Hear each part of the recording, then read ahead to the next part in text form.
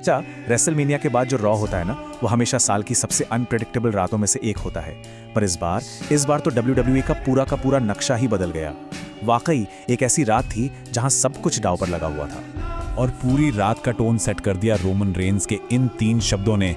पहले, family business. ये सिर्फ एक लाइन नहीं थी, ये एक ऐलान था, एक चेतावनी थी। और इस एक लाइन ने न सिर्फ द ब्लड लाइन बल्कि पूरे WWE के आने वाले कल को एक नया मोड़ दे दिया।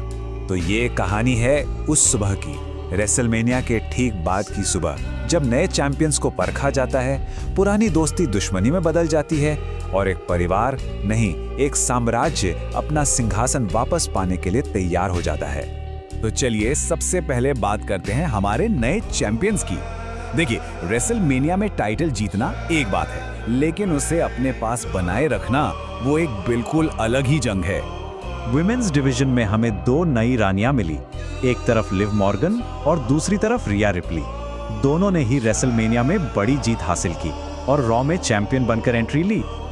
लेकिन जानते हैं, जैसे ही कमर पर सोना आता है ना, वैसे ही पीठ पर एक निशाना भी बन जाता है।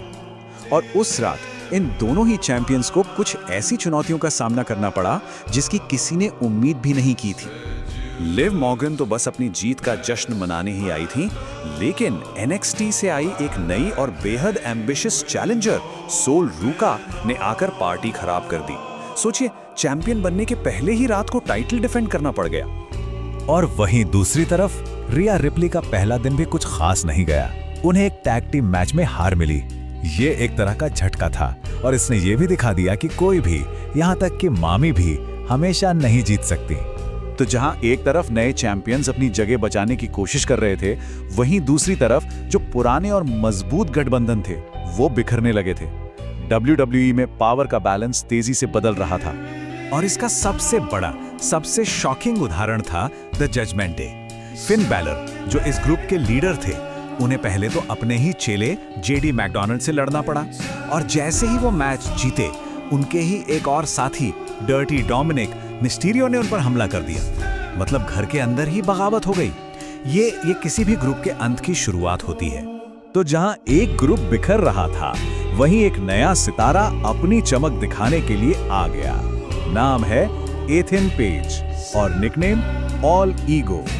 ये रॉ पर अपनी एक अलग पहचान बनाने के लिए पूरी तैयार थे। और इन्होंने आते ही समय बिल्कुल बर्बाद नहीं किया। अपने पहले ही मैच में एक जबरदस्त जीत हासिल की और पूरे लॉकर रूम को ये मैसेज दे दिया कि भाई, एक नया खिलाड़ी मैदान में उतर चुका है।